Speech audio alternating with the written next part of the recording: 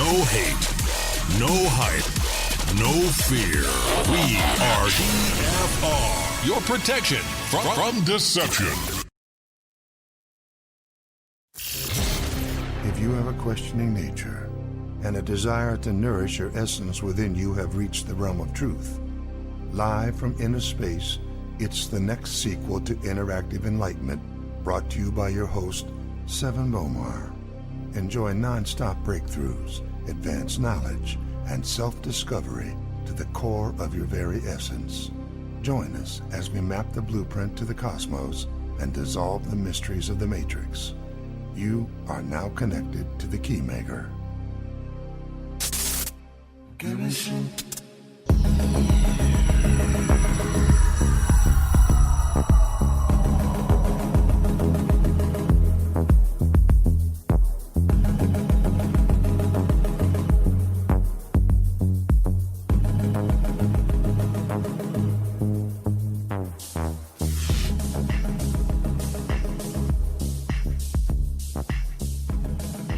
Wholeness and balance vibration to everyone, and thank you for tuning in to episode 7 of the KEYMAKER. And man, are we going to have an amazing time tonight, or it could be daytime depending on where you are.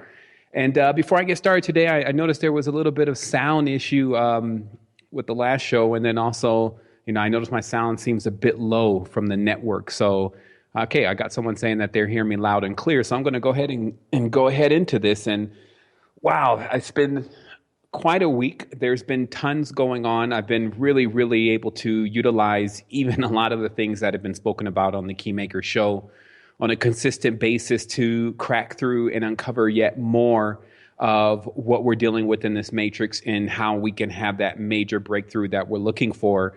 So, first and foremost, I just want to definitely say thank you to everyone for tuning in.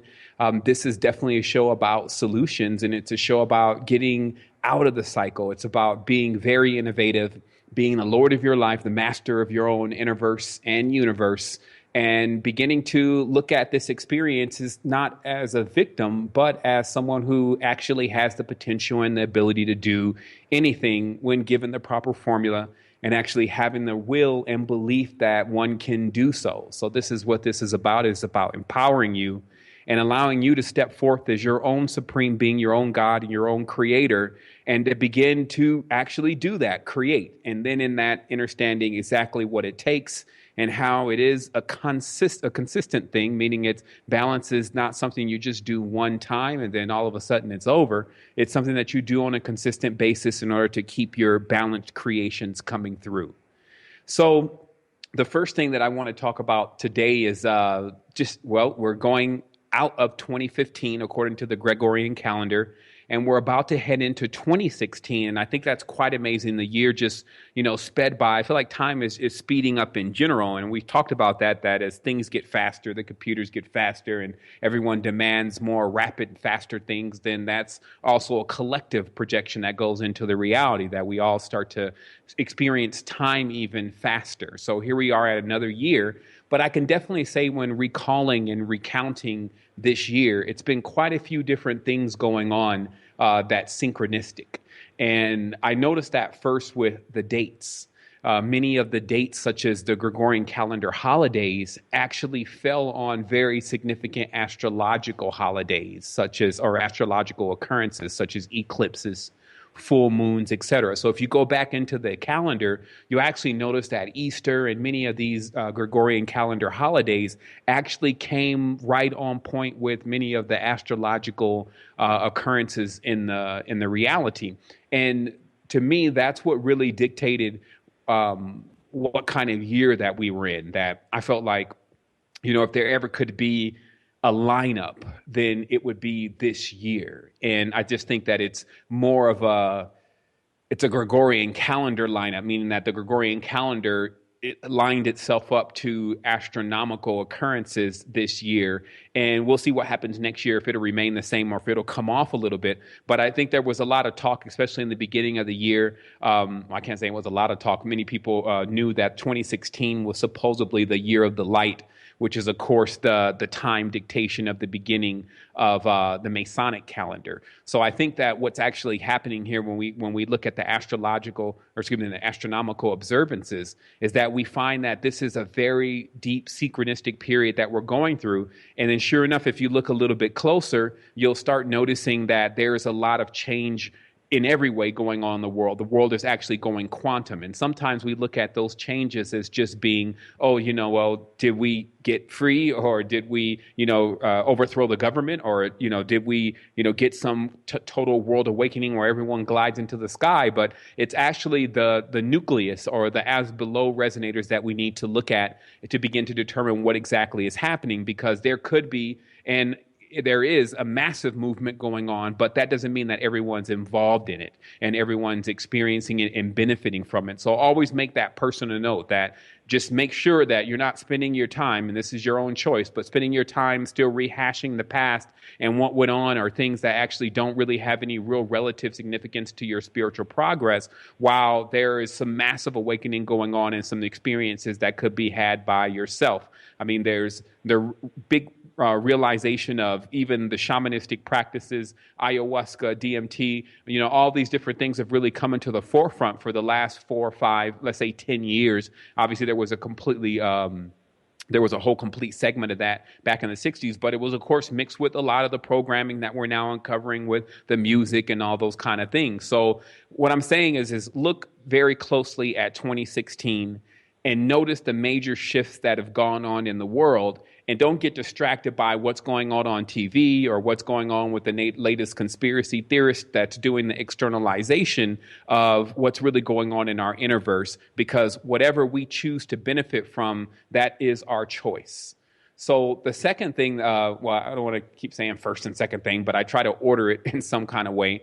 But this is also another one of those astronomical occurrences, is actually that this Christmas that everyone will be celebrating, or I guess all the people who celebrate Christmas, I definitely won't be celebrating in the way in which others will be celebrating. So we'll talk about that today. But it also rolls on a full moon. And obviously that's the winter solstice. And during that time, the sun is at its lowest point according to how the earth is positioned.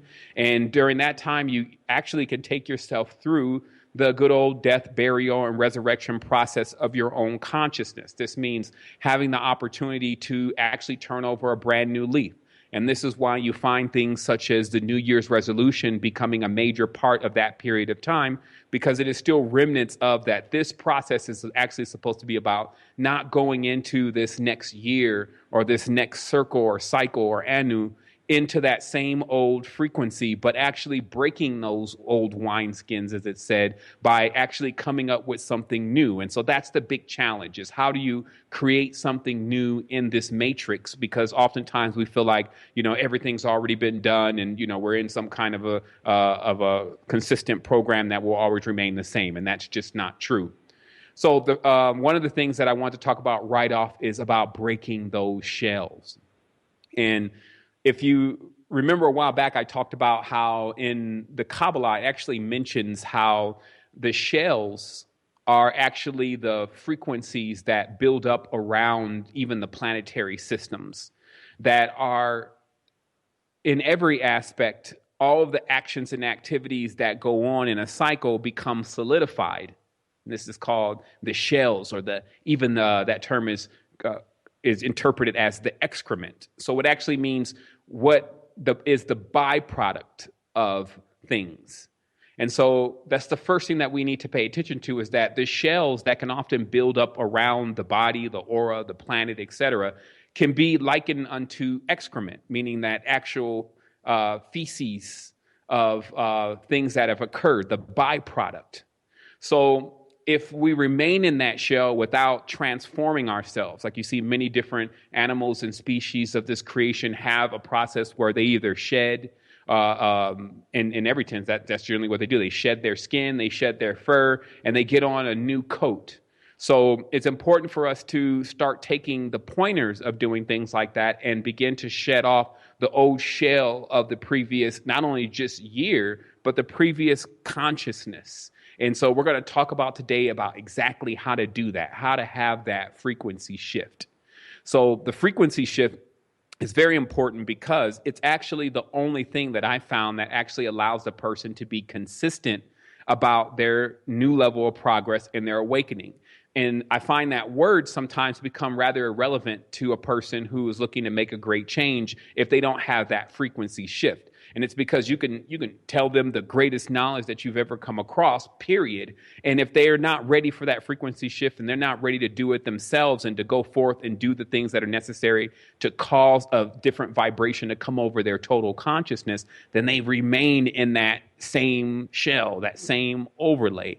So frequency shifts generally accompany massive spiritual experiences, sometimes even trauma, anything that actually shifts the frequency of the person for long enough for them to say, whoa, I can see where I was and I'm definitely not there now. And I'm able to get a bird's eye view. Since you're now out of that shell, you're out of that overlay, you're able to get an entirely different view of what was going on with you during that process. And this allows you to have that opportunity to go into great change. So we find that these frequency shifts are often caused when a person raises their frequency using any kind of chakra opening techniques, such as breathing.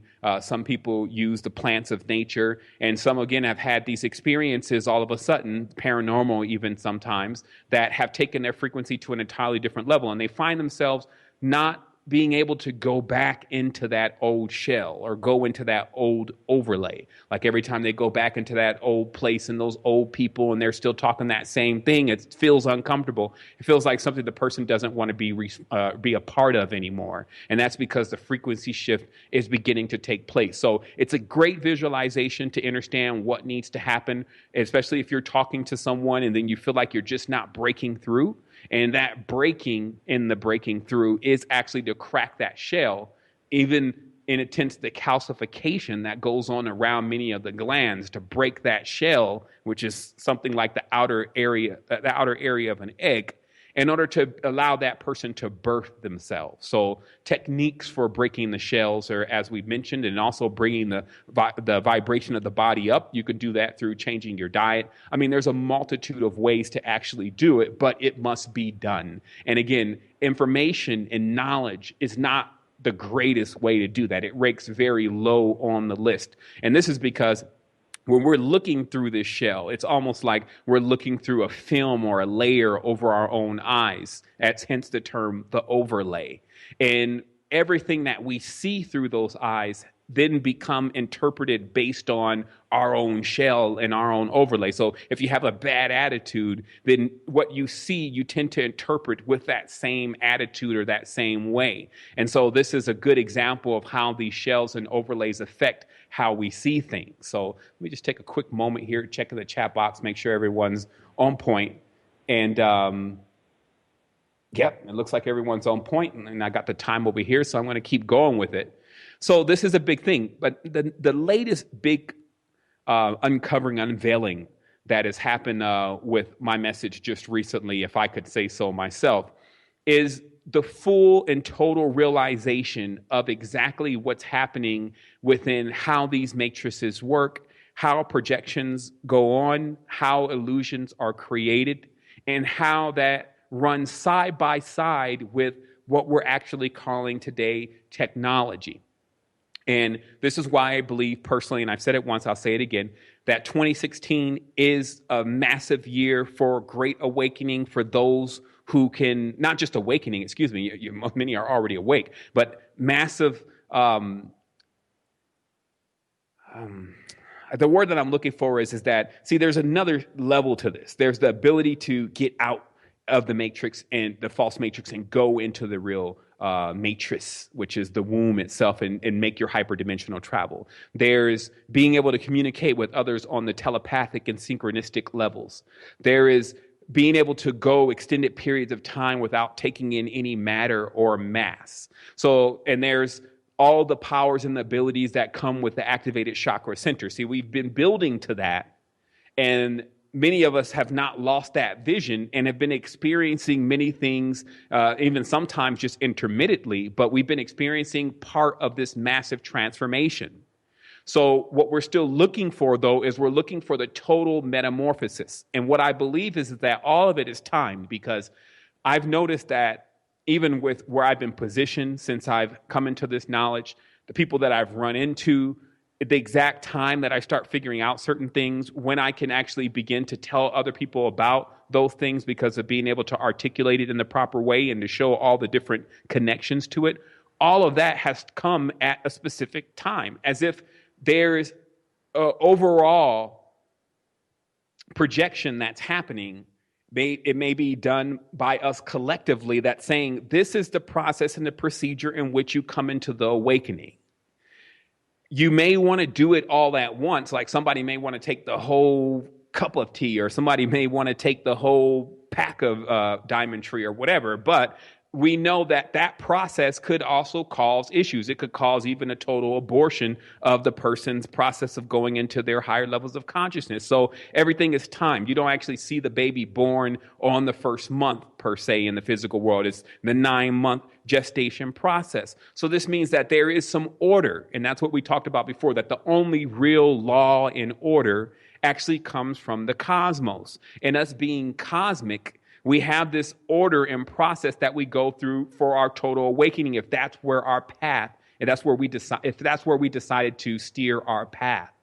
So in that, what I find is it becomes very easy to read what we used to call the dream scope, or actually reading the scope of the reality to determine, well, what's going to happen next? How can I start finding connections within time cycles, finding connections within my own life, my name, alphabet symbols, etc., to determine where I'm at in this matrix process. And that's, of course, what we call the triangulation process, to determine exactly where you are. This is almost like running your astrological chart and determining where you were at a certain point to assess where you are now. So because of that, running that process on myself, I see 2016 as being the year that I go quantum, making the quantum leap through our consciousness, because there's still huge gaps. We all have to admit that, you may run into someone and they may just be starting on this. They're just talking about the preliminary stuff, and they even start tapping into the diet. And it's going to take a quantum leap for them to get from the information part of this to the diet part of this, which is one of the major and key components. So that's a quantum leap. So the quantum leap, I feel, for us, and because I do speak on a collective here, is starting now, it's happening now, but next year in a sense, because so many different things are rolling out next year. Like when I look at the tech sector, and when I look at, even the political arenas, when I look at all these different things, they all have this date, 2016. And because we know how to read this as above, so below blueprint to the reality, what 2016 reveals is that it's the year of really the final pieces to the code, to the matrix. And this is because we've caught on completely that everything that's introduced into this reality from a technological level is plagiarized from the spiritual aspect of things. Hence the terms that the hair is the antenna, the camera is the eyes, etc. So they're literally gambling that people are so asleep and so sunk into this electronic false matrix that has been created, to where technology is actually the direct counterpart of spirituality, that people will never catch on to that, hey, technology is the plagiarization from spirituality. However, since I'm onto that, that means that I'm analyzing every single wave of new technology, be it virtual reality, be it augmented reality, etc., to then decrypt and decipher it using the code to the matrix, and then seeing, oh, here's the spiritual aspect of what that equals. And so this is going to answer major questions, or give us formulas. It's not just going to answer questions. It's going to give us formulas of how to reverse engineer false matrices in our own consciousness. So this means that, remember what we talked about before, that the cure is always bundled with the poison. The poison is bundled with the cure. It's just about the formula that's used, the dosage that's used to determine each of those effects. So to explain that very clearly, your friend can in fact be your worst enemy. And the reason is because the friend has gotten deep into your consciousness. The friend has been with you either for a prolonged period of time or have set themselves in your consciousness as something very important. So thus, if something happens with you and your friend, like a falling out, then generally that affects you more than someone that you don't know, and then you have a disagreement with them.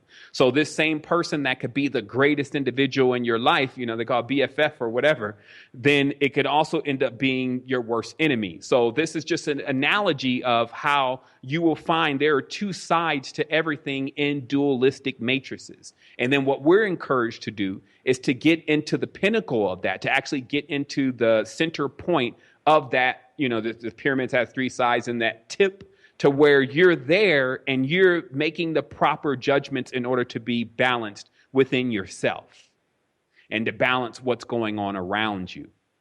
So I want to start off also by talking about that. So these overlays, if you want to look at the technological counterpart to what overlaying realities are, because the last message we started to crack into even before that, we were cracking into the holographic projector. And then we talked about that there's some kind of process to where light, which is what you begin as at a certain level, you don't actually begin. So I just have to, denote it as there's a part of you that is pure light that is before all of this. And then after that step down and then refracted, then you become slowed down, you become more dense, and then you enter into physicality. And then we talked about that through that process that there's a lot of overlaying going on in shells. And we uncovered that because of the planetary systems. We talked about that there was geometry in each planetary system, that when you went through that system, you in effect got overlaid with that pattern. So if you go through the Venusian field, you get overlaid with the phi-based pattern. You go through the Saturnalian field, you get overlaid with the hexagram-based pattern. You go through the Earth field, you get overlaid once again with the cube-based pattern and the triplicity-based pattern. So these patterns is what you see when you start looking at the Cadman, or the actual diagram of the human being on the astronomical level. You begin to see them as a complex blending of geometry, and we like to call this chakra centers, okay? And the spinning of this geometry and the rotations of this geometry, how fast it's going, where it's at, starts to determine where the person's consciousness is and what they're aware of, what spaces they can get into, and what spaces they're excluded from. So we've gone through all of that. If anybody may be clueless to this topic, you may want to jump into the university and get these lessons 101 and then start to really speed up your consciousness. But this is stuff that we've already gone through. So what I've been able to add to that now is augmented reality, which is a new form of technology that has come out in conjunction with virtual reality, is actually more of the diagram that you're looking at to understand how can a reality be overlaid with something that is not actually how it really is. So how augmented reality works, very briefly for those who don't know what it is at all, is that you could take a device like a camera phone, let's say, or a phone, one of the new modern phones, and then you can hold that device up over another object that's in the reality, let's say just a simple square that has a specific symbol on it. And then when you look through the phone's camera at it, so you're seeing it on the phone, it appears as something entirely different. So this is called augmented reality, and they're using it now to create games, to hide messages and information all around the world. Google Glass was like one of the big advents of augmented reality. So I'm not going to give you a technological lesson today about augmented reality. You can go research it yourself. But what I'm saying is it's showing you the process of how you overlay things in the reality with entirely different identities that don't actually appear the way that they are.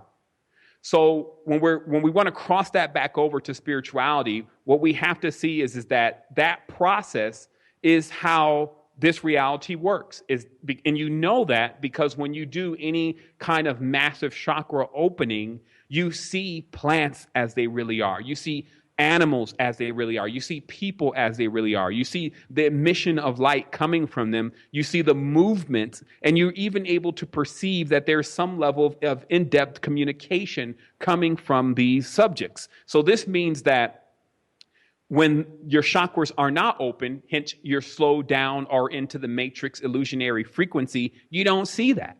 You actually see this, oh, well, that's a planet just sitting over there in the corner. Or, this is a dog. Dogs are dogs. They don't have any mind reason. They have a little reason, but they're not as advanced as human, et cetera. You get to make these judgments and these statements based on the filter that you're seeing things through. But in the event that you happen to open up the chakra centers and get rid of those overlays and shells that have been put over your filters and your consciousness, then voila, you actually are able to see what's really there. Okay, so that's once again a great example of how augmented reality is actually what's occurring on a day-to-day basis. And it's not as technological as them firing these huge beams and mirrors or any of that, because this has been going on for thousands, or we don't even know, an uncounted level of time. But it's actually the utilization of the collective frequency field, meaning the field that we all share that transcends space and time. It's the use of that to keep the reality in this low, dense vibratory frequency by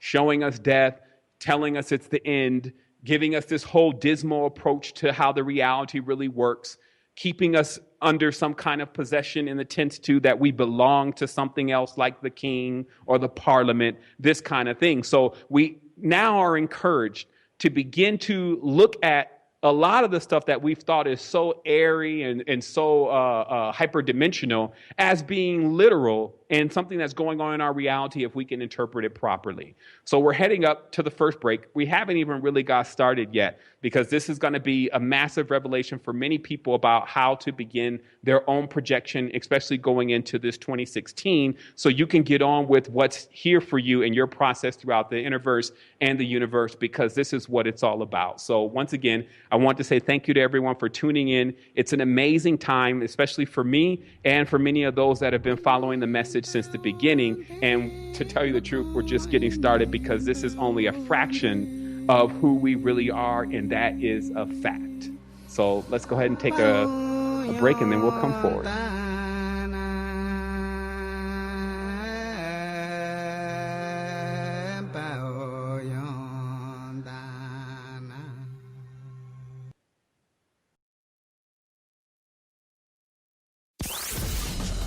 Real Politics with Professor James Tracy. Mondays on Truth Frequency Radio.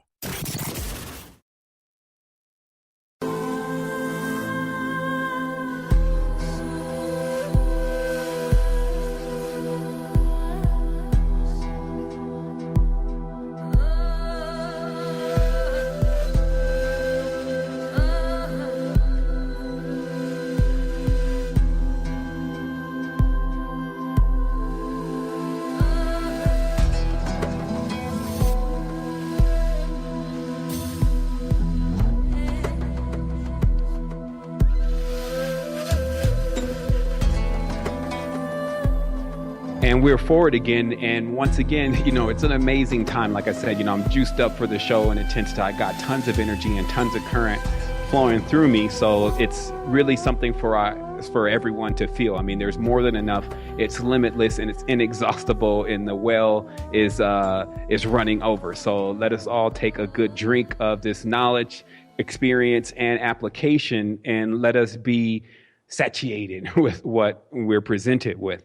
And so the next thing so what I was talking about is, again, so now what we have is spirituality and technology running head to head. And so this is a big thing, because now that we can see things like that, we can actually start to realize exactly what's going on in the world. And it's coming at a great time, because it's the end of 2015. Like I said, it's a time to go right into 2016, gloves off, knowing exactly what's going on, and then starting to make those transformations with not only ourselves, but with those that are around us.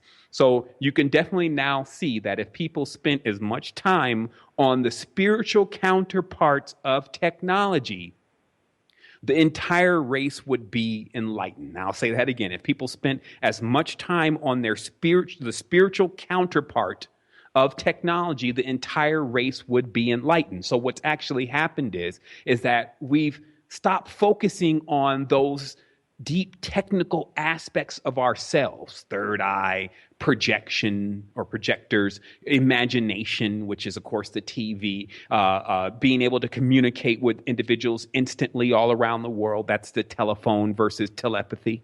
Okay, so all of these connections have showed us that this beware of the false promises, which was written in the crop circle that had the gray on it, that had the binary code that was in ASCII, meant that the false promises was the promise of this technology being the revolutionization, if you may, if that's even a word, of our entire race.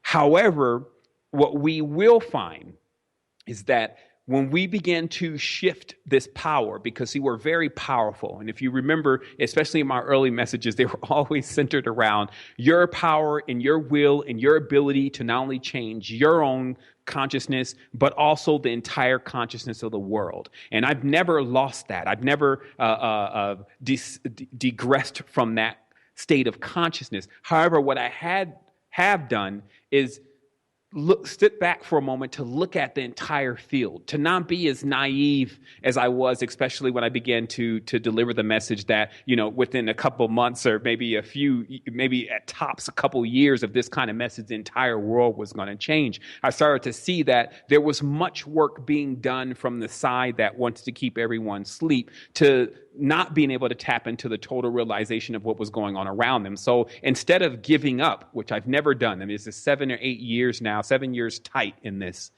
I began to innovate and begin to realize that, I got to catch this on another end. I can't sit here and try to change an illusionary matrix from inside of the matrix. I need to actually get outside. I need to get out and go to where it's actually being projected from. And then when I get there, I now need to learn the codes, because I can't just flip a switch and then all of a sudden see what's going to say, oh, let's see what's going to happen. This is not work for novices. This is adept work to where you take responsibility for whatever you're about to do. And many times, if you don't do the right thing, the repercussions could be disastrous. So when you take this serious and you really understand the purpose of coming forward and actually delivering a kind of message, and you have the integrity that's necessary to do such things, then it actually leads to, okay, well, this is surgeon's work. If I go in here and I slit the wrong ventricle, or I I make a fidget with my hand the wrong way, then I could lose the patient. So this is about that. It's about having a lot of integrity with what you're doing. So what I'm getting at here is that now that we can reverse engineer technology, it now shows us why in movies like The Matrix, they show the Matrix itself being somewhat of a technological projection, that people were actually trapped in some kind of inorganic field and that they were being manipulated from inside that inorganic field. But this should be seen as a metaphor, that we are still in, no matter what anyone wants to say to you. Do not let them sell you that this is a completely illusionary matrix. No, these plants are alive, this planet is alive, and the people around you are alive. What's fake is the attitudes, the frequency, the storylines, and all the rest of what is in company with the program that is running this matrix. So it's important to actually get those clarified, because you can't throw the baby out with the bathwater in this tense. You cannot demonize the entire planet, demonize the chakra centers, demonize every single thing going on around you, or else you'll just be left in this straitjacket with nothing to do, because you would have become stripped from your power and ability to manipulate situations to your favor and to the favor of others. So as we now realize what the illusionary matrix is, we now get a chance to actually perform our greatest work, which is, first, obviously, activate yourself. That's the main thing going here. And then the mini game, if you may, is to emancipate the entire planetary system. That's something that there's, I guess, extra space credits handed out for. Nobody's actually been able to do it on this segment on a worldwide scale. So if you're able to accomplish it along with others, then great. But it's still about, first, understanding all is self, that you need to get yourself together, or else all you're going to do is emit that same shell, that same frequency, that same filter of programming onto others and give them no escape. So if you haven't got out yourself, You can't actually be talking to people about exactly how to get out because you don't know where to go, you don't know what it looks like, and you don't know how to even get there. So this is why understanding is the term that we use for making that stand within and getting yourself to a level to where, okay, now I can hold some stuff up. I'm firm now. And then once you get to that point, because this is a methodical process, it's not everything at once. I get people emailing me all the time, telling me what I should be doing and that I should do this and that. And they have no consideration of the order of how things should be done, especially in respect for the level of consciousness people are at and where they need to get to, and charting and plotting out that course of how they're going to get there. Okay, so what this is about is this is now about making that push in 2016 to where we head them off at the pass. That's literally the action and the mental projection that society is speeding in one way. And if we try to just grab it right now and try to change it right now, because everyone's like, okay, well, what do we do? What do I do for my children? And what's going to happen with this? And then, it's like a scrambling. And then it becomes to like a point of a treadmill. You fix something right here, and then it breaks over there. And it's because we are working in a tense and right on to the subject when we need to head it off at the pass. It's like, okay, well, let's take this other route. And then when we go this other route, when we come around, it's going to then be coming towards us. We're going to be ahead of it. And then when it gets to the point we're at, we're already going to have the track switched. And we're going to switch it off of this fake illusionary matrix, which is quite boring to live in. And then we're going to get it on track to total experience, total orgasmic nature, pranic-based reality to where we all can benefit off of each other's company because we're in a large energetic field that only breeds life and instruction and the process of true law and order inside of our consciousness so we can learn something already. Stop repeating these cycles and circles and curriculums, okay? So let's go ahead and now dive into that. So I just wanted to give you the perspective or the projection in the manifestation of 2016 in one's resolution, all right? So your New Year's resolution, right, is the resolution. What is the resolution on TV? It's like 480p, 720p, 1080p, 4K. So this 4K, 10K, whatever resolution that you're going to be projecting in 2016 encompasses you heading off technology at the pass, completely switching gears on everything, and the great realization for everyone to realize that technology is really a plagiarization of their spirituality. Getting society to have that taken aback moment like, oh my goodness, if I spend all my time on my spiritual self, then with my cell phone, then I would actually have the abilities of every single thing that this cell phone can do and more. And then when that trends, and it will, then we have a world on our hands. And that's when we would have headed off this false, fake, robotic, technological, droid-based matrix. That's how it is. And this is factual. This is not an idea. And that's what I was saying before about when you step back off of it, you're not this same kind of person who's just got these bright ideas that have never been tested or implemented. This is about looking at, well, let's use the real dynamics of physics. Let's use the real dynamics of metaphysics. Let's get on the side of nature and work with the laws of nature and restore true law and order first within self. And then let us see how the reality will begin to react when we put this law into place, since the false law cannot stand with it. It cannot stand with it. It can't stand against it.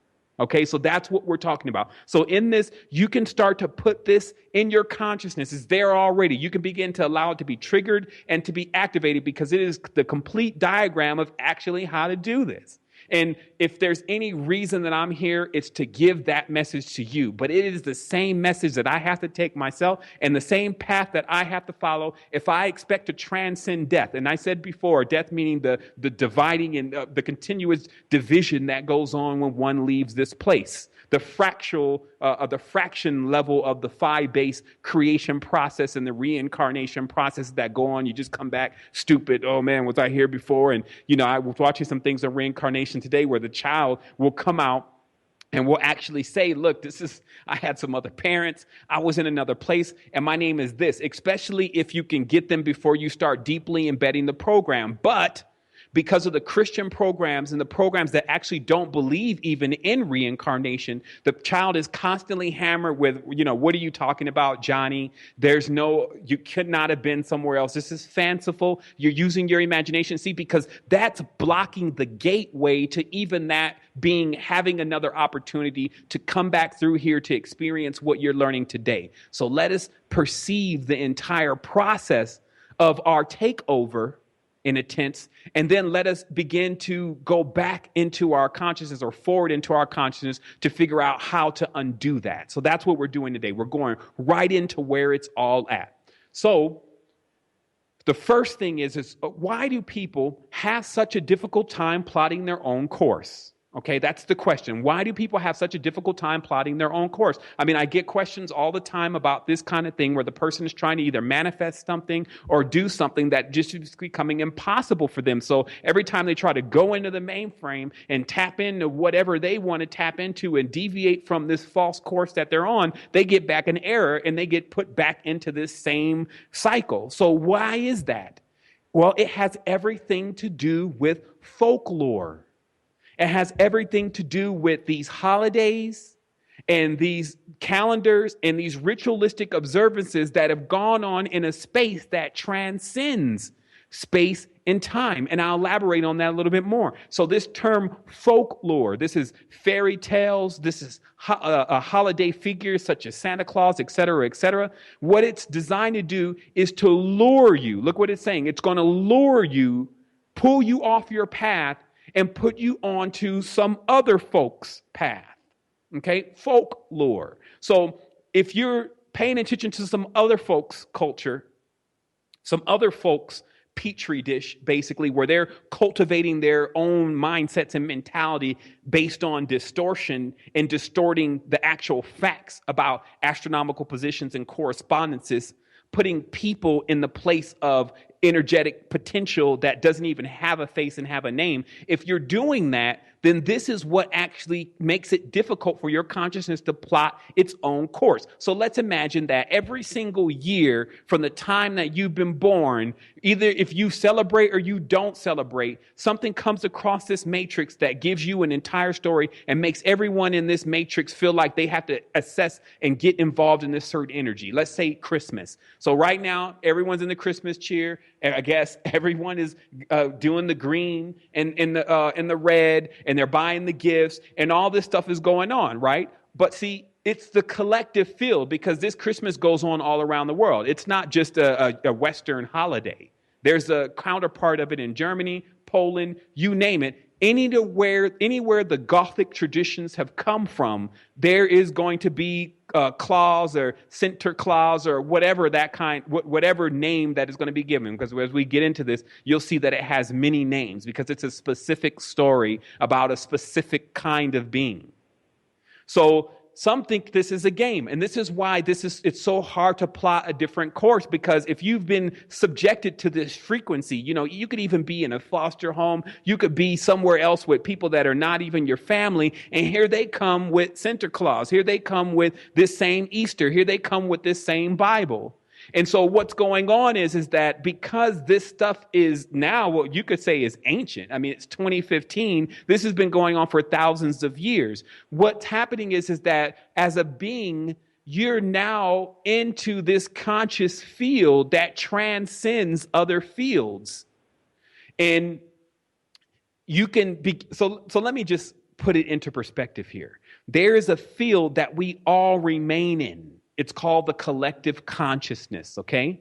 And how we share that field is there's many things that in duality that we don't agree on, supposedly, but there's actually more things that we are very much in agreement on altogether, like earth, like our bodies, like water, like fire, and like every other real building block to the reality in our collective consciousness. We all believe in those things, and that's what links us all. These are the ideals that we all share on the planetary system. So this is because we all send our thoughts, our mind, our body, our soul, even the fibers of our very being into those finite principles, then that's actually where we all meet, and that's called collective consciousness, because I think some people need to start breaking down whatever collective consciousness really is. So in this collective conscious field, this field transcends space and time. This is why people can use telepathy to communicate with someone inside of a submarine that is from 50 or 60 years ago. That they could do things in this collective field like tap into consciousness from thousands of years ago. And it's showing you it's because the collective consciousness field, whatever it's made out of, we don't even need to examine that, but it transcends space and time. So this means that any collective consciousness field, because you'll see them like cells, whether they're like holidays, whether they're like beliefs or whatever, do not adhere to the they do not adhere to the fundamentals of physical energies alone. Like, oh, well, if it's too far out of distance or I lose the signal. No, that's Bluetooth. That's internet. That's Wi-Fi. That stuff loses signals. But in collective consciousness, signals are never lost. They are just waiting to be reanimated and activated by you. So if a person gets triggered back into the same collective consciousness frequency of somebody else's culture, somebody else's frequency or petri dish of distortion, then that's the collective field that all those people begin to share. And because you type in the coordinates, then you put the coordinates in to where you want to go on your path, but this is a road that's already been traveled. It's already scourged into the forest. The path is already cleared. This is what people are doing. They're going down paths that are already cleared and already defined, but they want something new. How does that happen? Because as they keep going down that same path, all the decisions will be made for them. And this is what happens in this matrix right now. When people start realizing even what they have to do with their body alone to get it back on track, you stop eating certain things, you got to clean it out, you may need to go on some fast. They just like, oh my goodness, like all this stuff, this is the wrong way. They start thinking that this is the wrong way because the path is not clear. Their path has been grown over and wild now. It's like the last time they've done any real maintenance on their body, they can't even actually remember. So when it's time for them to actually go down that path of understanding, to actually make some real activity and things going on and some actions within themselves so they can now reap the full benefit of their currency. Plant in your own garden, eat your own fruit. But if you're sitting there planting in someone else's plotted course, and then surprised when they come up and dig up not only your children, but basically your seeds, then this is where all of that comes from. And it comes from the ritualistic observances that are transcending space and time. So let me look over things here really briefly to make sure that I didn't skip over anything. So what I'm saying is, in a nutshell, is that I'm urging you to create your own spiritual beliefs. I'm urging you to create your own observances around significant events in your own life. So even the solstices and the equinox are very significant spaces and times according to the geometric position of the earth. But this doesn't mean that you have to go adapt some, Easter egg bunny and all this weird stuff that these people have cooked up to keep you off of your real consciousness and keep you sunk in the illusionary game. That's what it's really doing. And it's so clear. I see so many people every day. You can't see it, first of all, until you get out of it. But once you get out of it, then you start seeing that it's affecting billions. 6 billion, 6.5 billion people are infected by the ritualistic observances of a culture that has dominated this particular matrix over a countless period of time to a point where it's embedded in the person's consciousness. So when it's time to create something new, when it's time to do something new, when it's time to believe even that you're a cosmos, those things come into question because the last program says you are not. It's a concept of one. Let me show you how, just in etymology and in symbolism, that one wants to really be zero. There's no actually real number as one. And this is another massive revelation, but think about it. Okay, so you got one. Where's there one of anything? There's not one tree. There's not one human. There's not one dog. There's not one of anything. Okay? Zero is the real one. And the zero means the totality, wholeness, connection. But see, this kind of concept, this kind of bleeding into the reality as a code, one is the king. The king is the only one that says, I'm the only one, I'm higher than everyone, no one's like me, blah, blah, blah, blah. That's a program. And the reason why you know one wants to be zero is how is one spelled? O-N-E. The first letter is an O, which is a zero. So it shows you, but these kind of codes, this is how, when you get into the mainframe, you find that what controls the human mind, what controls the human consciousness is totally different than what people think, because they're still thinking in English. And until you pull out of that program, that fermenting petri dish of the culture of the English Gothic God system, then you cannot even interpret any of this. It's always going back to that to see the world. Like, I'm going to see the world through the Bible. I'm going to see the world through the eyes of this God, rather than see the world through yourself. You are the world. See, and that's the leap.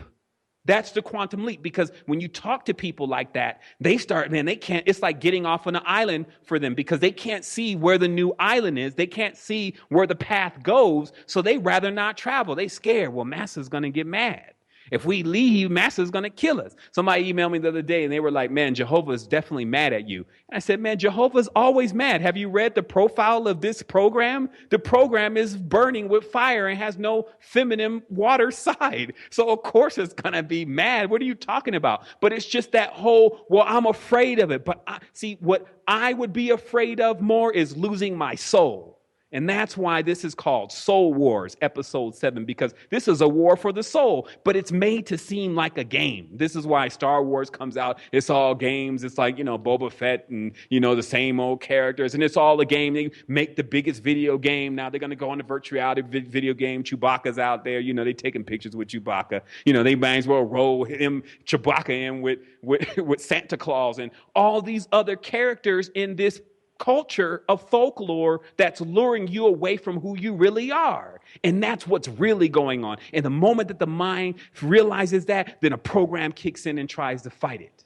That program kicks in, well, no, come on, this is harmless. I love this. And what I'm saying is that this doesn't mean that you have to go get fanatical about it. I'm just saying knowing is really half the battle. And if you don't put this stuff in its proper place, then it will take over you. It has taken over the collective consciousness field. You will find more people lined up for Star Wars than you'll ever see them lined up to benefit themselves and to project their consciousness into a whole nother mainframe beside this whack matrix. But every time you start talking about that, now you're the Scrooge. This is what I say. You start talking about Santa, you're the Scrooge. The Scrooge program kicks in. People kick in. They say, well, I get it all the time. I face more adversity in this particular process of awakening for myself and others than I probably would face if I was a gangbanger.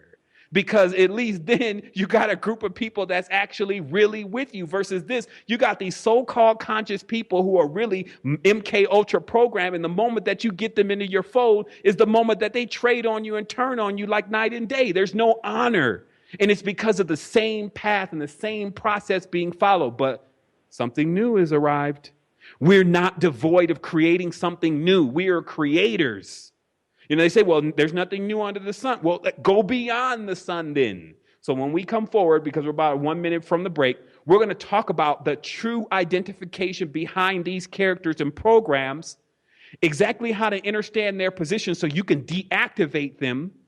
And then you're going to start to begin to see where your creativity is, since they're shut off. When you shut off that frequency, that's now when you can begin to broadcast. Because that's what's happening. If there's this static going on, and the static meaning something that's fixed and solid and right there, this static going on, you can't concentrate on yourself. And so this is how you plot the new course for yourself. This is how you get over 4K resolution within your own consciousness, so you really do what you say you're going to do and really be who you're here to be and really accomplish what you set out to accomplish, rather than it coming back null and void. Let not your words or your worlds be null and void.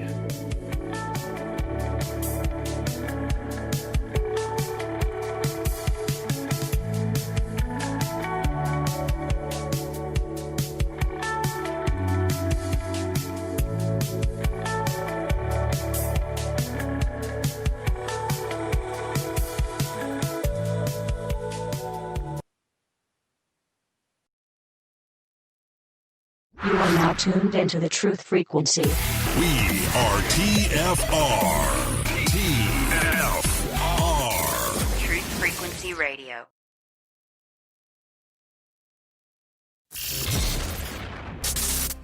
Give me some.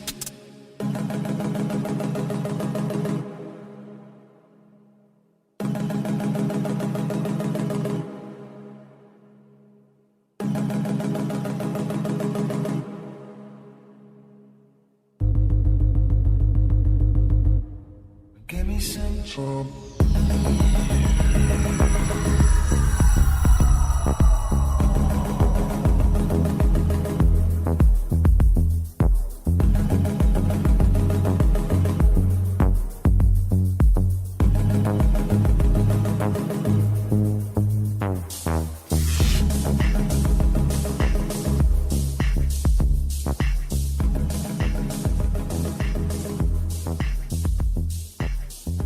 Okay, let's do some work here because, it's high time that we rid ourselves of these culture vultures. I mean, it's gone too far. I'm fully awake. And, actually for me, this is the reason why these days are actually so significant for me personally is because these are the days that I actually went through the major awakening myself.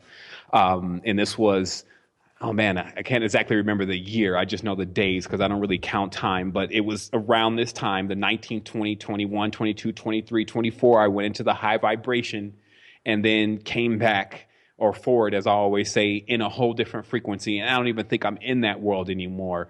And because the massive awakening. And then it wasn't too long after that I wrote the Code of the Matrix and then all of this started. So this is a very significant time for me. So that's my celebration. That's what I do during this time rather than old Saint Nick. But in the meantime, so let's get a couple things out of the way here because again, I have to address certain things because people, they hit me up, they write on my Facebook page or they say certain things and they want me to address it. And so the next thing I have to address is the whole Bernie Sanders thing. So I'm not sure what goes on in the consciousness of enlightened beings, right? Well, actually, I'm sure of what goes on in the consciousness of enlightened beings, but I'm not sure what goes on in the consciousness of so-called conscious people. Because if you understand what is going on in this supposed White House, which is the Black House, really, then you would know that Bernie Sanders equals Ron Paul. And then what happens is with this whole thing is that they get everyone riled up to thinking that there's going to be some major change. And all you need to do is put your signature down here and you need to get into this voting and you need to cast this ballot and you need to basically get into this magical ritual because we're acting like if Bernie Sanders is elected into office, that he won't be surrounded by a staff of old owls that have been in that particular office of power since it began damn near. You see, so these people, they say that they're conscious, but what kind of consciousness are they using when you can't just ping?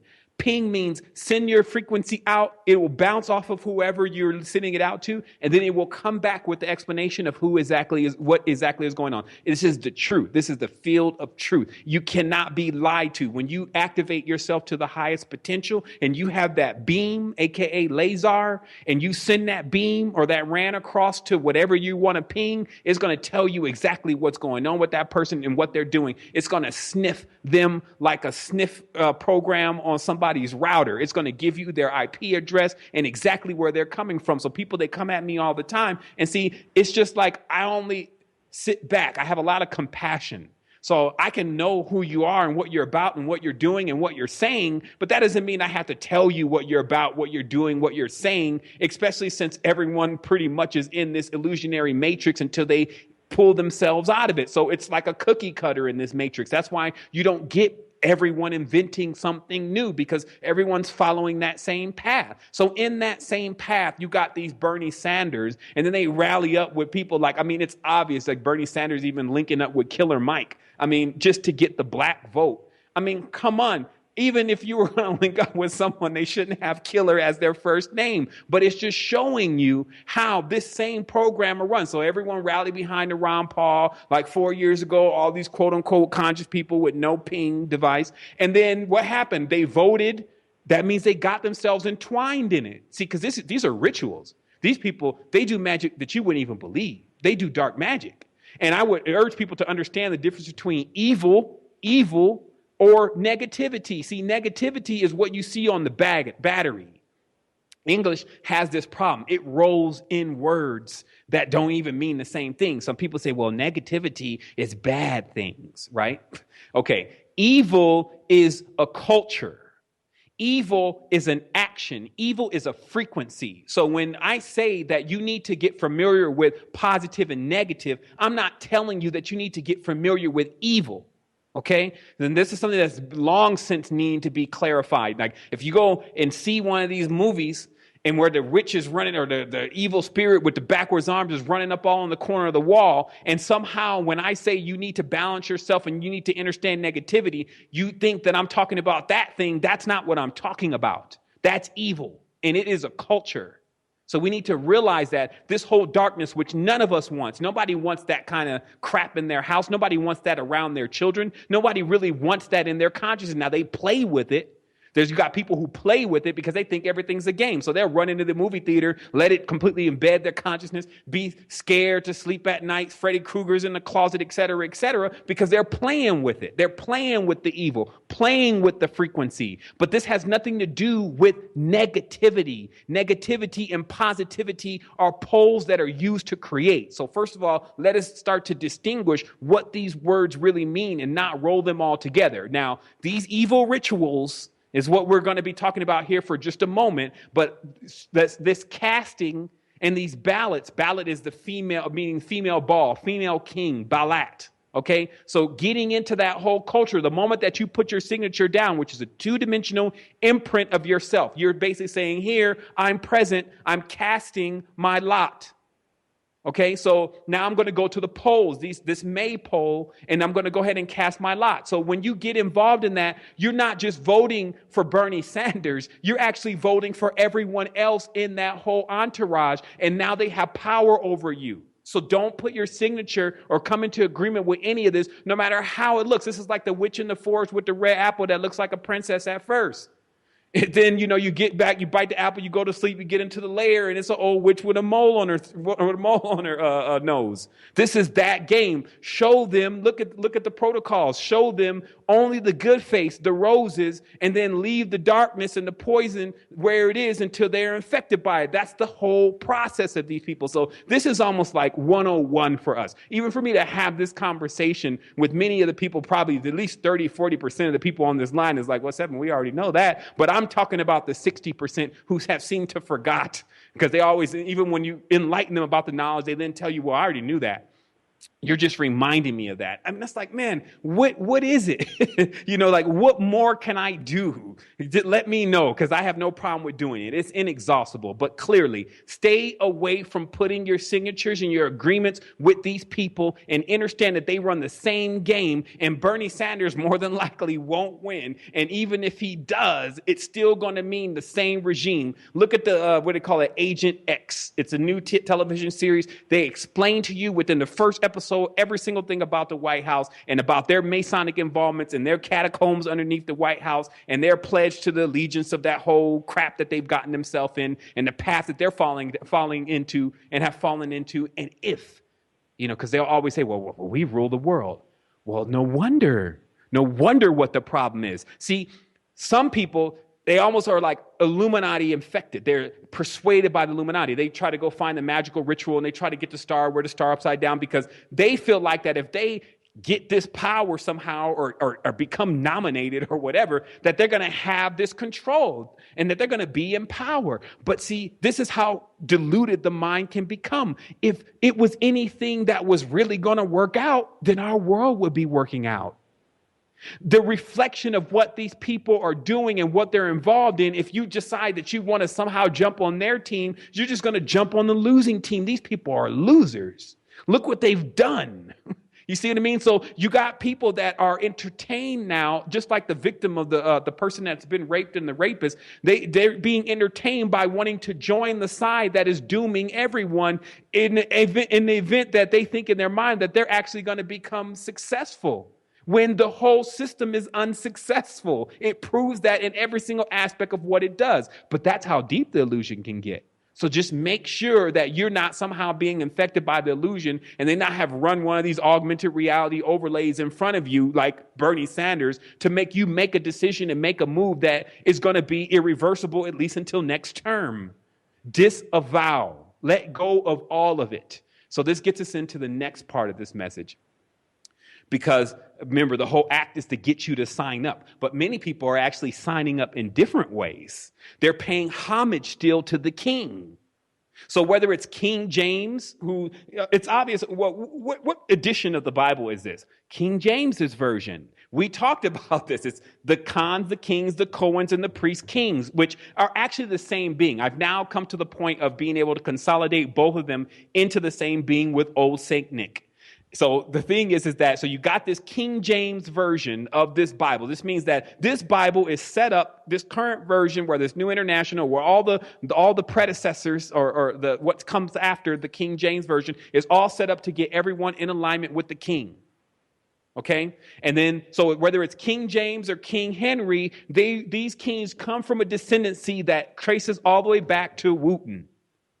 Now, Wooten is God. That is the actual being's name. It's actually God. It comes in English to us as God. And we've went over this thousands of times, but hey, some people need it again. And so some people, they're new to this, but God is an actually real being. That's why in other countries, they don't call their supreme being God. They have other names like Allah and Buddha and there's a whole list of names. Many of them still trace back to the same thing. You'll find even Sanskrit being actually directly related to this same old language that we've been going through over the last few episodes. So you got Got, who's the Germanic king, Hern the Hunter, okay? And that's actually who Santa Claus is, but let's go through this slowly. So you have Saint Nick. Saint Nick proves that Santa is the priest king, okay? So everyone knows that Santa is an anagram for Satan, yet they still ignore it. The saints were the Satans because they were devas. This comes from an old level of text in which they plagiarized from the Hindu tradition, which is still part of that same system. It's Sanskrit and it's all Abrahamic. Abrahamic is tracing back to Melchizedek. The Melchizedek is still the king. These kings are what this book continuously writes about as being the ones to stay away from, but yet people are drawn into it all the time. The first king in the Bible, in a tense, being Saul, which is a code name for the salt, which is the hexagrammic field, because salt is a cube, that actually corresponds to Saturn, that old king. Because Saturn is actually in its waning or crone base cycle. It is a time lord. It counts time, and it keeps everyone wrapped in time of that old king. So the pledging in Masonry, if you're accepted, is to the king. The pledging to any kind of structure that you're dealing with within this illusionary matrix is to the king. Everyone checks back to the king, whether it's the king in Britain and Rome, and then the king in Britain and Rome connecting himself to this other king. So it's a league of these priest kings that do the same thing, which is basically rule matrices.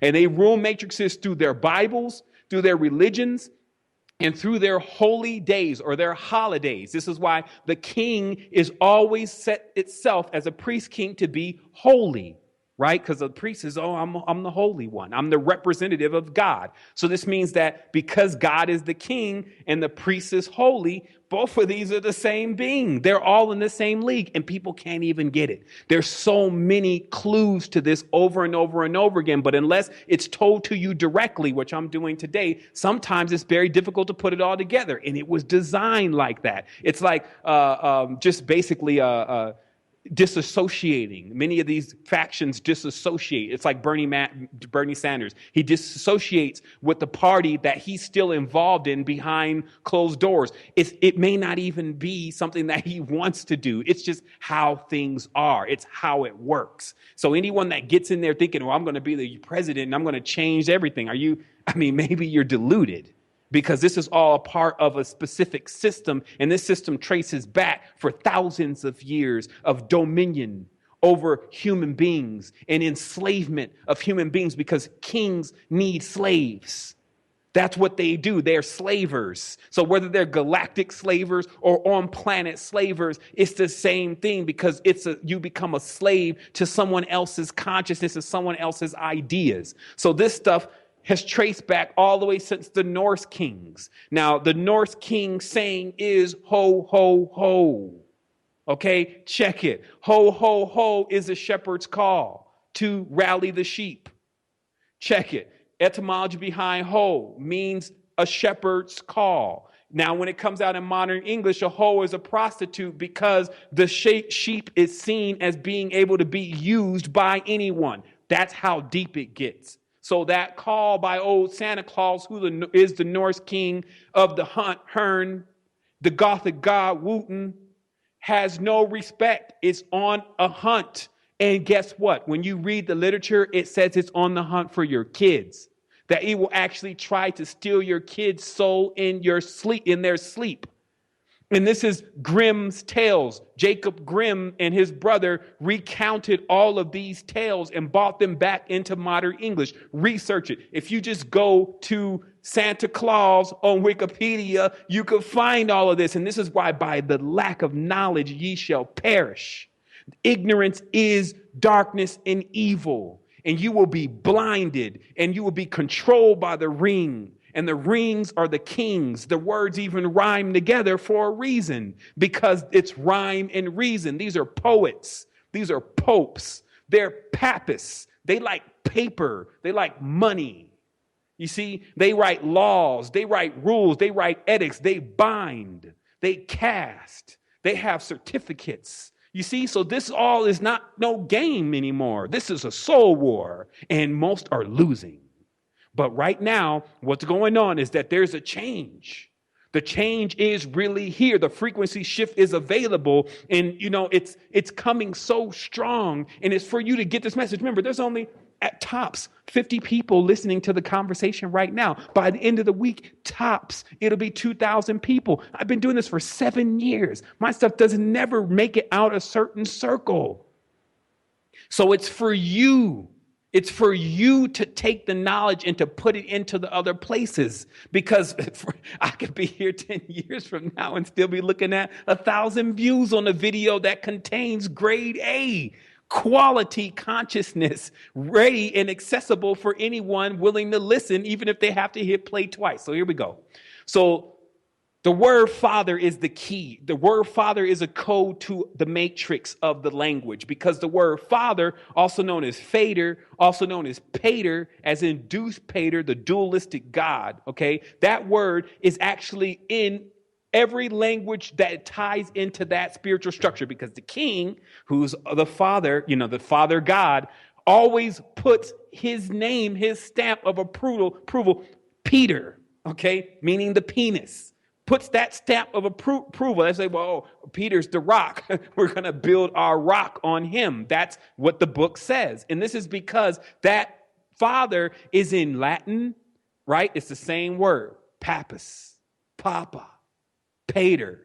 It's in Sanskrit. It's in Greek. It's in Old English, Old Norse, German, Scythian, Thracian, and the list goes on and on and on, because this is a lineage. This is a path that's been cut out through time for everyone to follow to their own demise, lining up like sheep's ready to go to the slaughter with their credit cards and all this stuff, ready to go into the next year and all this debt, right? Owing the king. Because remember, before these people, just to make it very clear, started despoiling places like Central America, South America, and Africa, they were doing this to their own people. Check out the history. If you go in, that's why Ireland had all these wars. You got these Teutonic lords all in allegiance with the king, taxing the shit out of the people just weak and just in despair. So this is not groups of people. Like, this is not the German people. This is a group of small people in the German Empire. This is the same thing what you see in Israel. This is not the Israelis. This is the people who are in the seats of power in the Israeli parliament. You see, so it's not the Americans. It's the presidency and all the people that are in the presidential cabinet. You see, so what happens though is, because we're so fast to judge, you're like, yeah, all those Germans, they stole our culture, blah, blah. What are you talking about? look at what's happening because it's always been happening. It's the people who are bearing allegiance. Oh, I pledge allegiance. Right hand over the heart. This is the first level of the Masonic ritual. And this is the first level of the ancient ritual. The right hand must go over the heart. You must pledge allegiance to 51 upside down pentagrams, right? Which all stand for lost souls, chained souls that have chained themselves to that old king since Charlemagne. Since these people cracked open the vault of Lower Egypt, thinking that they understand how to deal with the underworld and remove the custodians from the land, and then they ran amok on them. But that's another story. So anyway, they're infested and infected by this, and they cannot get any relief from it. It actually embodies their own consciousness until they think they are it. And it is a collective frequency. There's no one to actually point at or to say who's involved. This is a frequency that is holding up a wavelength that you should just be standing on, but not something that you should allow to be over the top of you and plotting your course and telling you where you should be going. So this is the lowest point.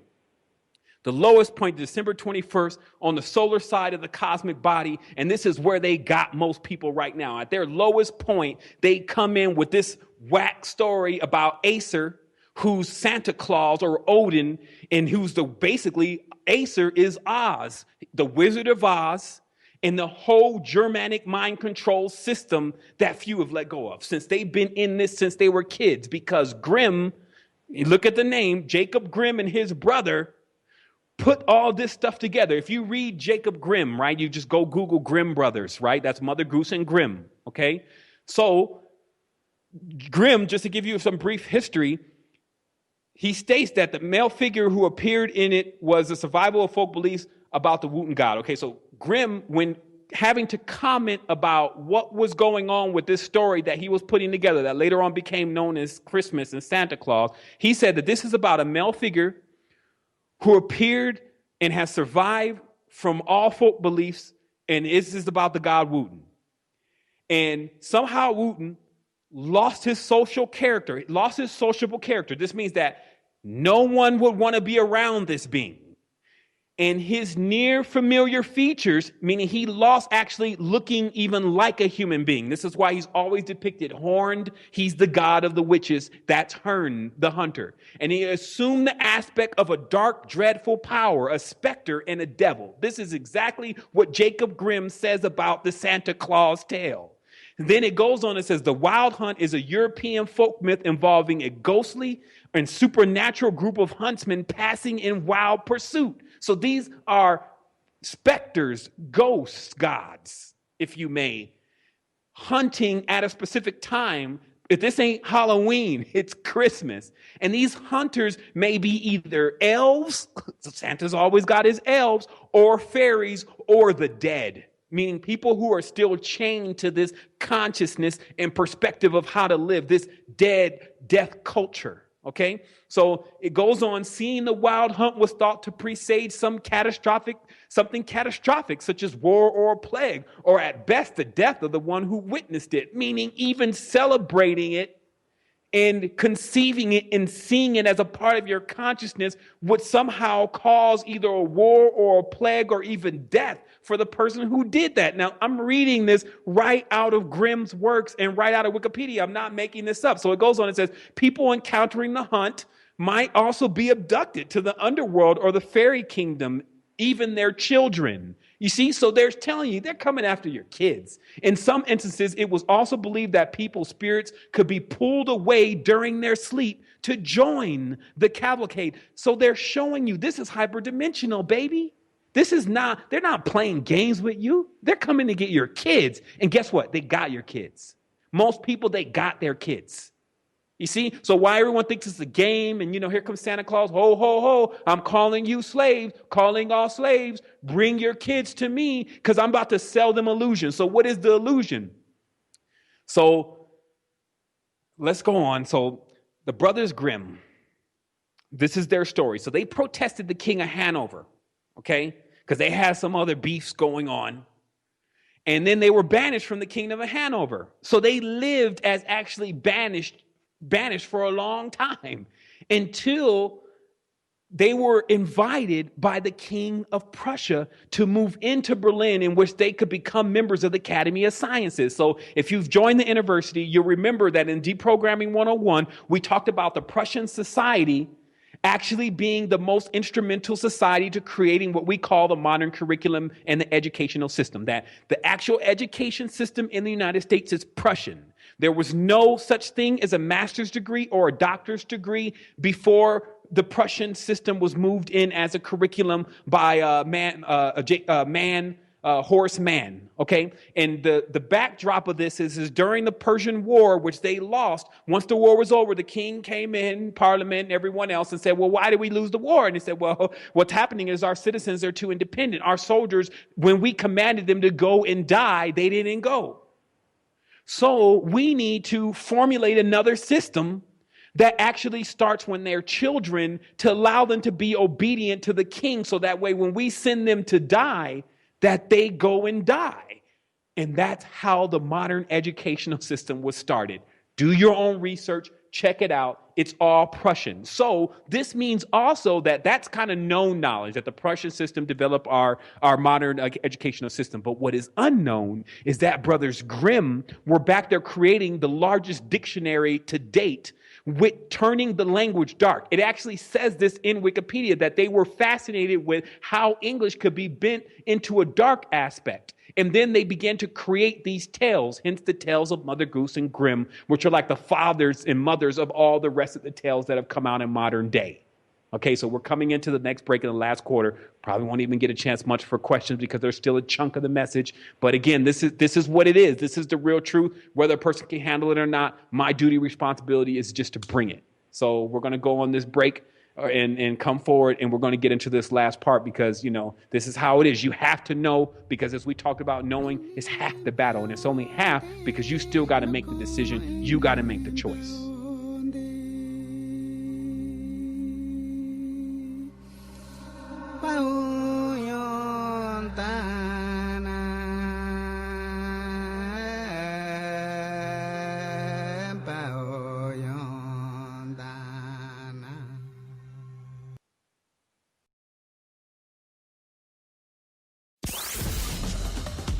The Liam Chef Show, Thursdays on Truth Frequency Radio. As ancient as the sun, we came from the ocean, once our ancestral home, so that one day we could all return to our birthright, the great celestial dome. We are the children of the sun, our journey's just begun, sunflowers in our hair.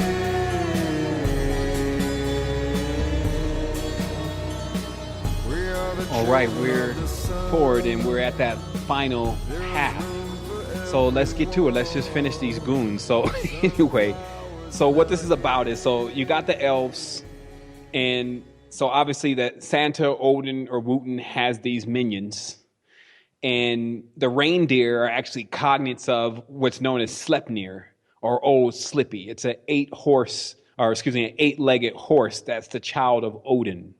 The child of Loki, the trickster god, and that Sleipnir actually mostly rides through the location of hell. So, and then in this case, the word hell actually means one who covers up or hides. So this is a major part of this, just so you understand the complete level of this folk lore, is that all the symbolism is there. Santa has the elves. The elves are the minions. They're actually the dark forces that come out at night, because notice Santa always rolls at night, and then starts to torment the child's mind. See, because you don't have any idea. See, we're so out of touch We don't even have any idea what our children are experiencing. We just think that because we've introduced this concept of them getting these gifts, that in their subconscious mind that everything is okay. But meanwhile, there's a lie, an illusion weeding itself into their consciousness, and it's going on over a certain period. So you'll start to see strange behavior from them. You'll start to see things that you won't actually be able to relate to. Something is what you would see as, oh, it's great as Santa Claus, but you won't even, that's how it works. We talked about it earlier. You see a symbol, you don't know what that symbol means, and then all of a sudden things are happening, and because you can't define the symbol, just because you can't define the folklore, doesn't mean it doesn't have an effect. In fact, it's designed for you not to be able to actually interpret what it really is, and often to interpret it opposite to what it really is. That's what makes everything backwards. So again, the reindeer, they're actually cognates of the children or the child of Loki. And most people already know the story about Loki, the trickster god. So Santa or Wotan comes riding on the trickster god's child that generally rides only through the location of hell. Hell as in Hel. And this word etymologically means in the Norse tradition, one who covers up or hides something. So this sets further the actual context of the whole ritual, which is to cover up or to hide something. So Santa's true identity, if you want to find it, and I'll just type it right here, and you can go and Google it, is Krampus, Krampus. Just like God says, oh, I do both good and evil.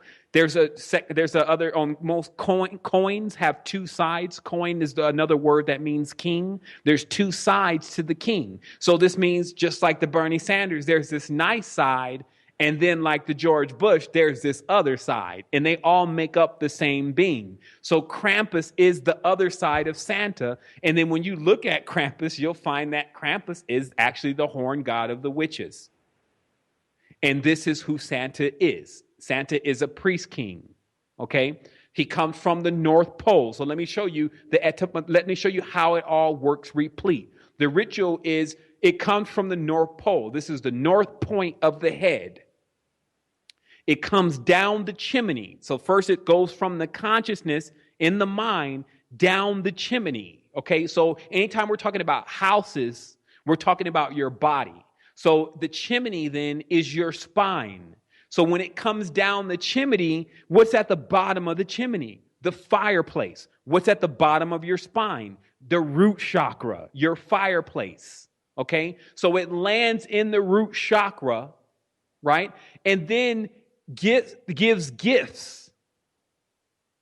Right? So then the child is made to believe this fanciful tale that this being is going to come basically into their house, down into their spine, into their root chakra, and give them some gift or power, because gifts are power. Now, we all know that the gift, let me show you how deep this is. The gift comes from the parent, but right away, there's a role reversal. Instead of the child believing that the power of life came from their parents, the power is switched to coming from Santa. And that's as simple as it is, because once that switch is made, now you've deceived. You've taken part in the deception. See, some people, they think it doesn't matter. They're like, well, shit, it doesn't matter. It's Christmas. No kid cannot have Christmas. You're a Scrooge. Mind control. And it's got most people in its grips, and they don't even know.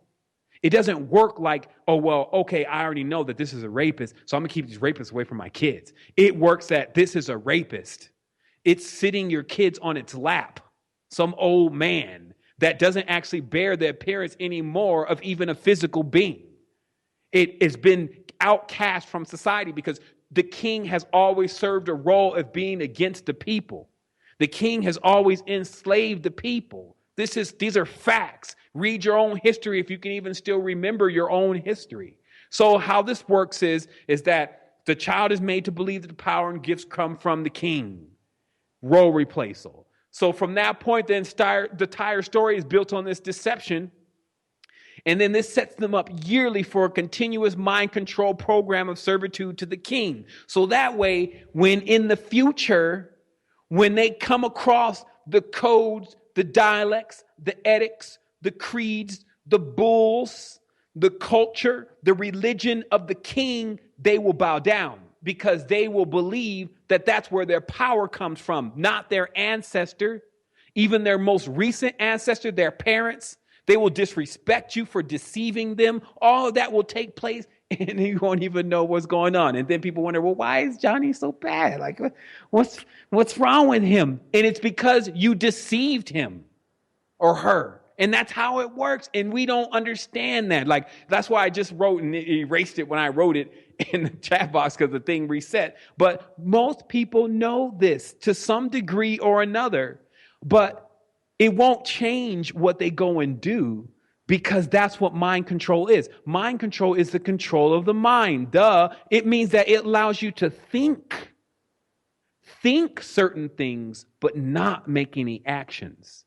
That's mind control. And anyone who speaks against this is called the Scrooge. So there is a lock on this, meaning that in the consciousness, there's a lock on anyone trying to actually let someone out of this path. A person has to actually let themselves out. On the side where I'm at, there's no keyhole.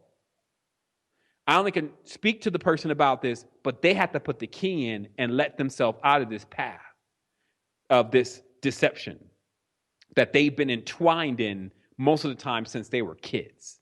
And this is why it becomes so difficult because it's run several courses. So you actually have to go so deep into your own consciousness to uproot it. It often becomes too deep.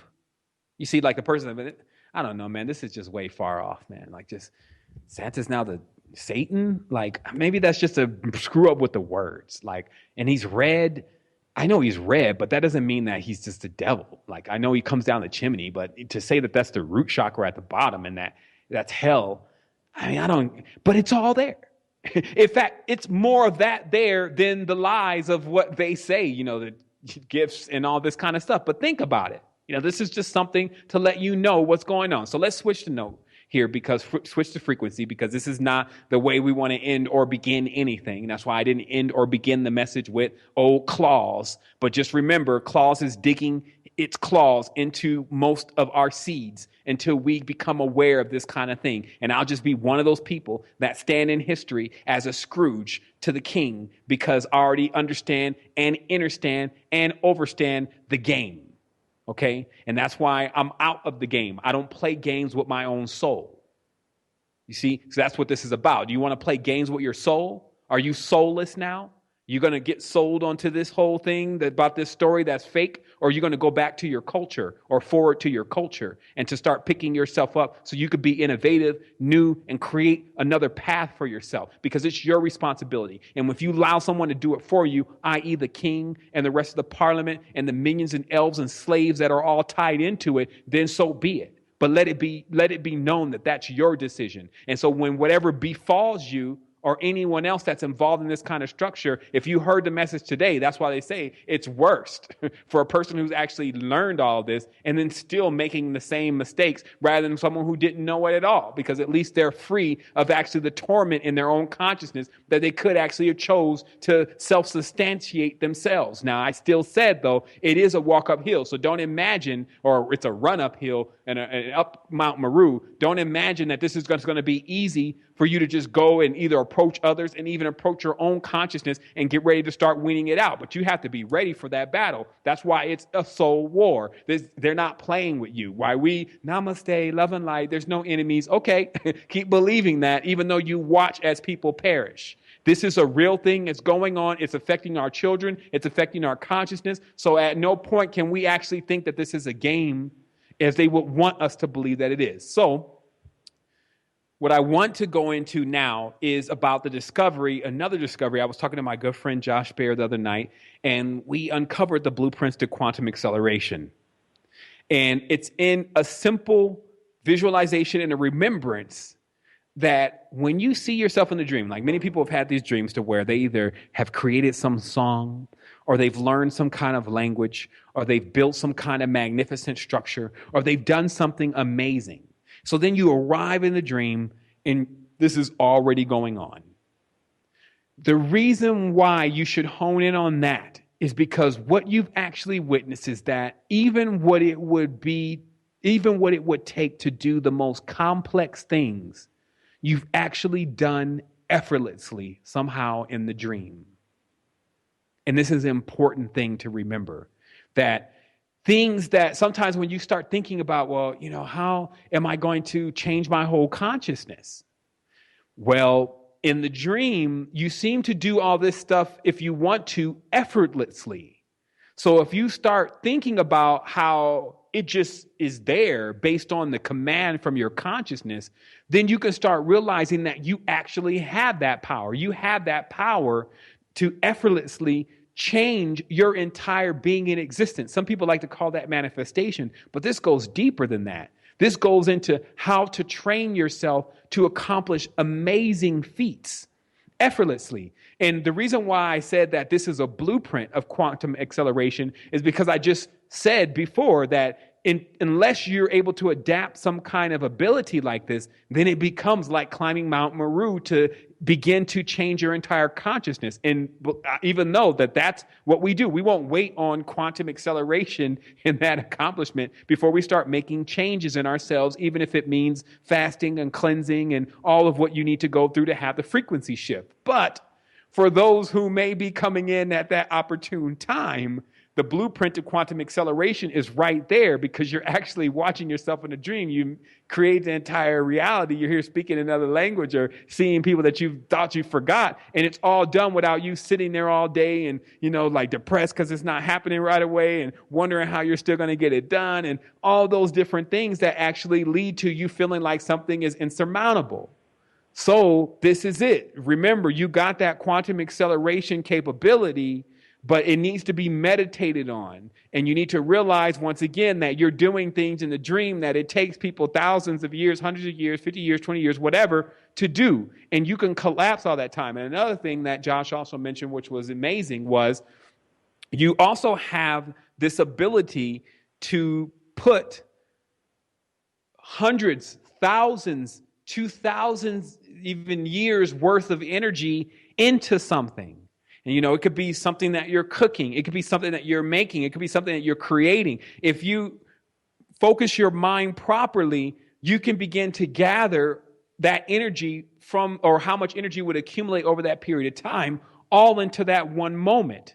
Because this is the kind of power and this is the kind of ability that you really have. So going into 2016, this is what should come at the forefront of your consciousness, of what you will become next, because this is guaranteed. Unless you deviate yourself from the plan by utilizing someone else's folklore, luring you down into this path in the wilderness like the movies that Disney makes, to where you never make it out of the wilderness with the wolf and all these other archetypical characters that they've created that have your demise in mind. Unless you get trapped into that, then you actually have all these rewards to look forward to.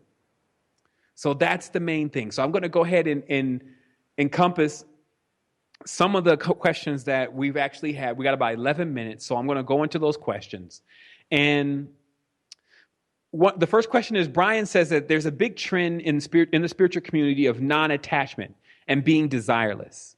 And I understand doing so from an observer's point of view, but it seems the masses almost push towards a robot, no feeling type of robotic, no feeling type of world. And I guess I see it being aligned with malevolence. I'm justifying it for being takers in relationships, indulging in flesh and such. Can you speak about if you witness the same and just touch base on the whole non-attachment, desireless subject while living in duality? And what I say about that is that this is something that I've also that has not gone unnoticed by myself also, that some people come to me with extreme depression due to the fact that they have isolated themselves from everything and cannot integrate with anything from this paradigm without feeling like it's some part of the deception. And this is why what I explained today is key to understanding what actually is the deception, which is that same old path that everyone is going down, versus the true ability to begin to create something new and to be imaginative and to actually be innovative.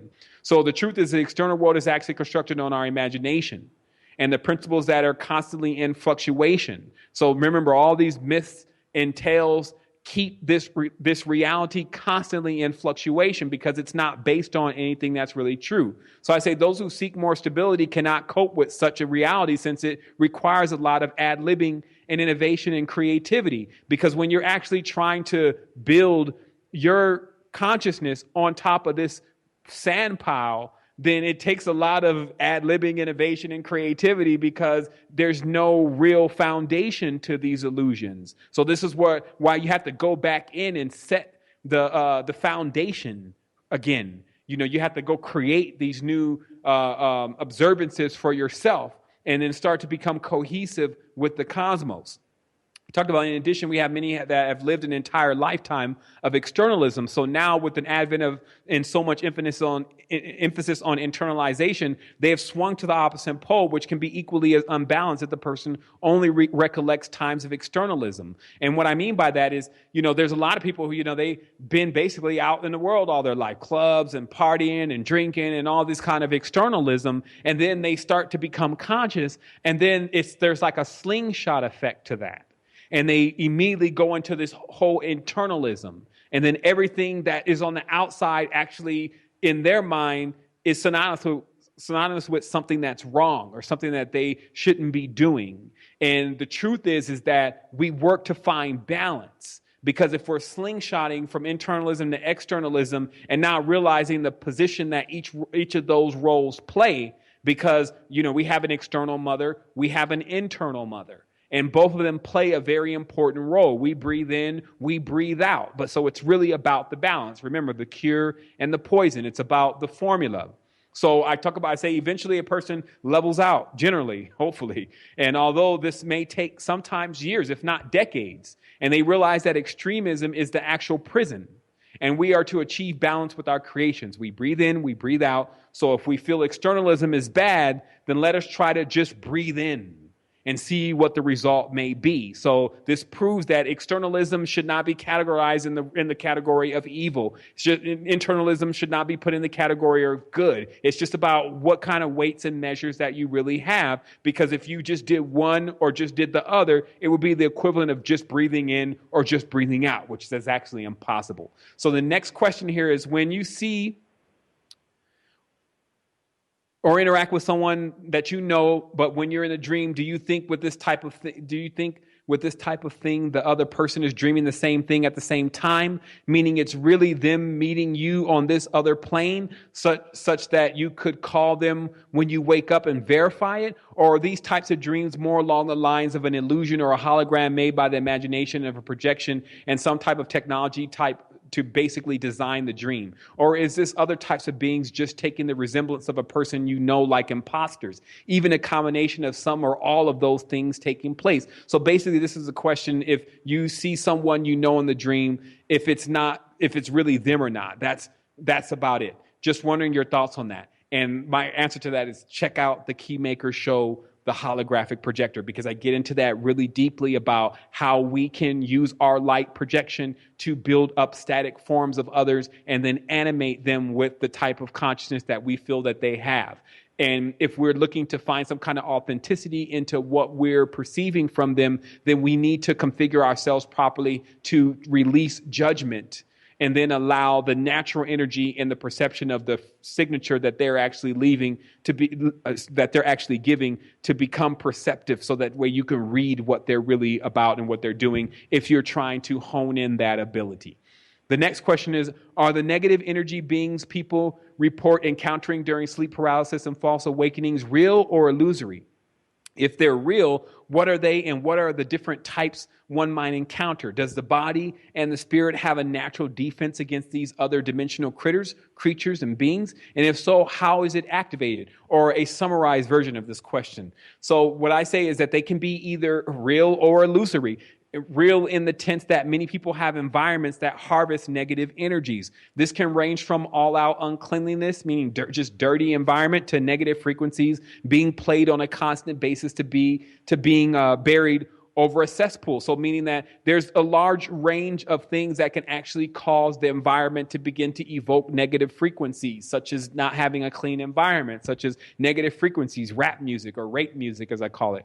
This kind of or being buried over just a cesspool or a house that is buried over sewage. So all these kind of things can actually bring up what we'll call, in this tense, negative frequencies, but you know what I mean. It's just basically distortion. So it's for each person to do their own investigation of their environment in order to clean it from negative forces or bring that environment into balance. Because again, English leaves us very few words to actually describe what's going on, because bacteria can be seen as negative, but bacteria also become the foundation and building blocks. Manure can be seen as stank and negative, but it also grows plants. So you have to really begin to use your own consciousness, get away from the language, and then look at the reality and interpret what's going on. Because even in most ancient languages, they define energies with several different words based on what kind of energy we're actually talking about.